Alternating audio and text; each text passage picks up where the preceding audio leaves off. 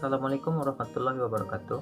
Nama saya Maudi Gusra dari Fakultas Ekonomi, Prodi Akuntansi Universitas Lancang Kuning. Di sini saya akan membahas tentang penganggaran sektor publik. Anggaran adalah pernyataan mengenai estimasi kinerja yang hendak dicapai selama periode waktu tertentu yang dinyatakan dalam ukuran finansial. Konsep anggaran sektor publik. Ada beberapa aspek yang harus tercakup dalam anggaran sektor publik, yaitu aspek perencanaan, aspek pengendalian, serta aspek akuntabilitas publik. Pentingnya anggaran sektor publik, yaitu anggaran merupakan alat bagi pemerintah, anggaran diperlukan untuk meyakinkan publik, dan anggaran diperlukan karena adanya kebutuhan dan keinginan masyarakat. Ketiga poin ini sangat penting dalam anggaran sektor publik yang tidak bisa dilupakan atau disepelekan. Fungsi anggaran sektor publik.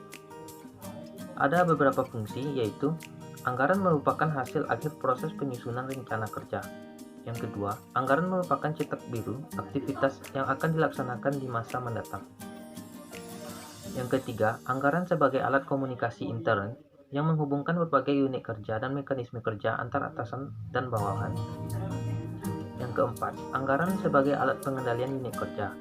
Yang kelima, anggaran sebagai alat motivasi dan persuasi tindakan efektif dan efisien dalam pencapaian visi organisasi.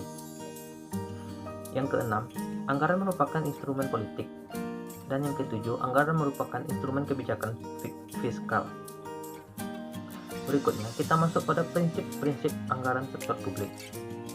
Ada namanya otorisasi oleh legislatif, yaitu anggaran publik harus mendapatkan otorisasi dari legislatif terlebih dahulu sebelum eksekutif dapat membelanjakan anggaran tersebut. Yang kedua, komprehensif. Anggaran harus menunjukkan semua penerimaan dan pengeluaran pemerintah. Oleh karena itu, adanya dana non-budgeter pada dasarnya menyalahi prinsip anggaran yang bersifat komprehensif. Yang ketiga, keutuhan anggaran.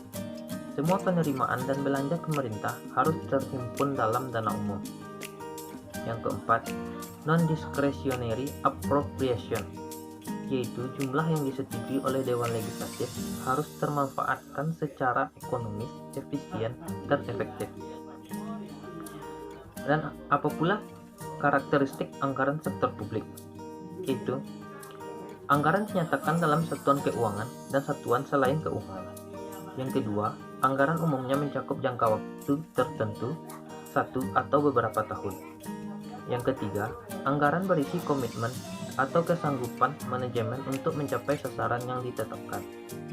Yang keempat, usulan anggaran ditelaah dan disetujui oleh pihak yang berwenang lebih tinggi dari penyusunan anggaran.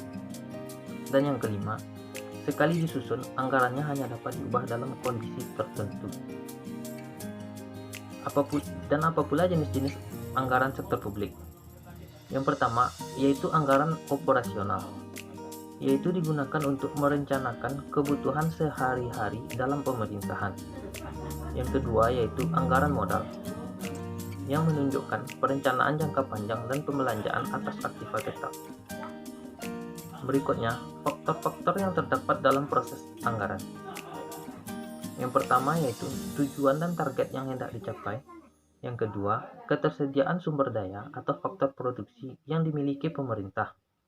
Yang ketiga, waktu yang dibutuhkan untuk mencapai tujuan dan target. Dan yang keempat yaitu faktor yang mempengaruhi anggaran seperti munculnya peraturan pemerintah baru, fluktuasi pasar, serta perubahan sosial dan politik.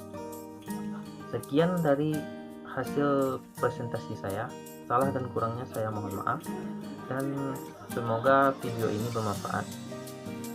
Wassalamualaikum warahmatullahi wabarakatuh.